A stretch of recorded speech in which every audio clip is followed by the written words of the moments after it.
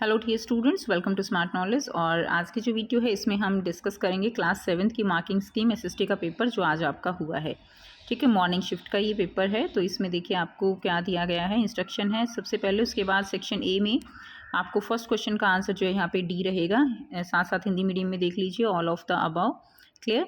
उसके बाद देखिए जो मॉस है एक प्राकृतिक वनस्पति है, तो इसमें जो टेम्परेचर है वो कम होना चाहिए। तो ये जो है हम कह सकते हैं पोलर रीजन्स। उसके बाद देखिए कौन भारतीय संविधान का लक्षण नहीं है, note a feature of Indian constitution. तो क्या नहीं है, सेंट्रलाइजेशन ऑफ पावर नहीं है। क्लियर।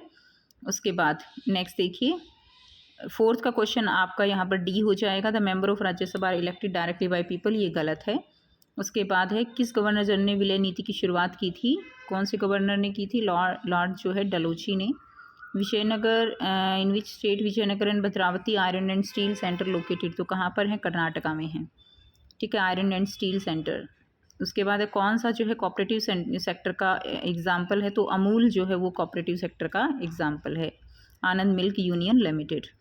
उसके बाद है शांति निकेतन की स्थापना किसने की थी, who founded Shanti Niketan, Mahatma Gandhi. Clear. उसके बाद इसमें सर्वोच्च न्यायालय के बारे में जो सही है, तो सारी बातें सही है इसमें, all of the above, D. किस उद्योग को आधुनिक उद्योगों का मेरुदंड कहा जाता है, backbone of modern industries, that is iron and steel industry, B answer रहेगा। And freedom is my birthright किसने कहा था, बाल गंगाधर तिलक। उसके बाद है इसका आंसर आपका रहेगा आर्टिकल 17। आफ्टर दैट कुछ क्वेश्चंस दिए गए हैं 3 मार्क्स के। तो यहाँ से आप देख सकते हो इसमें जनहित याचिका क्या है, पब्लिक इंटरेस्ट लिटिगेशन क्या है। ठीक है, वुड्स डिस्पैच वाज इम्प्लीमेंटेड। तो जो इंपॉर्टेंट क्वेश्चन है डायरेक्ट आपके वही आए हुए हैं। सेक्शन सी में आपको लॉन्ग आंसर टाइप क्वेश्चन दिए गए हैं, 4 नंबर का शॉर्ट नोट लिखना है जुडिशरी पे। ठीक है। उसके बाद क्वेश्चन नंबर 7 ये आपको करने थे, ये कंप्लीट पेपर दिया गया है। उसके बाद देखिए क्वेश्चन नंबर 8 में पैराग्राफ दिया गया है, इससे आंसर बताने हैं। तो फर्स्ट का आंसर आपका यहाँ पे सी रहेगा, सेकेंड का आपका बी रहेगा पुणे, थर्ड का आंसर आपका बी रहेगा प्रायद्वीप, एंड फोर्थ का डी रहेगा कर के प्रकार। इंग्लिश में रहेंगे Shivaji, Pune, peninsula, and fourth का answer kind of taxes. Ninth भी आपको एक जो है यहाँ पे क्या दिया गया है, पैराग्राफ है। तो इसमें देखिए वाटर साइकिल क्या है, आप हिंदी में भी देख सकते हो। सो यहाँ से लिख सकते थे, water keep moving continuously between water bodies, atmosphere and land through the process of evaporation, precipitation and flowing cycle. ये हो जाएगा, this is called water cycle. Where does human use water, water कहाँ यूज़ होता है, human use water for drinking, electricity production etcetera. And mention 2 reason for the scarcity of water, तो increasing population, increasing demand for food, ये आ जाएगा।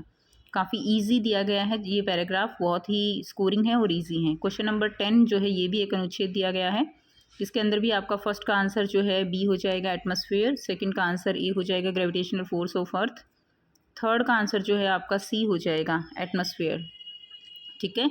उसके बाद है क्वेश्चन नंबर 11 में भी आपको बहुत इजी दिया गया है, कितने सदन हैं, तो 2 सदन हैं, ये दिया गया है। लोकसभा के सदस्यों का चुनाव कौन करता है, ठीक है, तो जनता द्वारा किया जाता है। उसके बाद है सरकार बनाने के लिए किस दल को लोकसभा कम से कम कितने सदस्यों का समर्थन होना चाहिए, 272, और लोकसभा का कार्यकाल लिखना है, तो ये दिया गया है यहीं पर।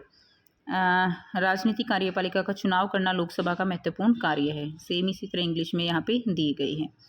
ठीक है। उसके बाद आपको यहाँ पे मैप बेस्ड क्वेश्चंस दिए गए हैं, तो झांसी, लखनऊ, दिल्ली, बनारस, मेरठ और नीमच में से कोई भी 4 जो है आपको प्लेस लोकेट करने थे, जो काफ़ी इजी हैं और आपने किए भी होंगे। ठीक है। तो ये मैप आपको साथ में अटैच दिया गया है जिसमें आपको फिल करना था। आई होप आपके लिए जो मार्किंग स्कीम है बेनिफिशियल रहेगी बच्चों। जैसे ही इसकी ऑफिशियल मार्किंग स्कीम आती है आपके साथ शेयर कर दी जाएगी। Thanks for watching.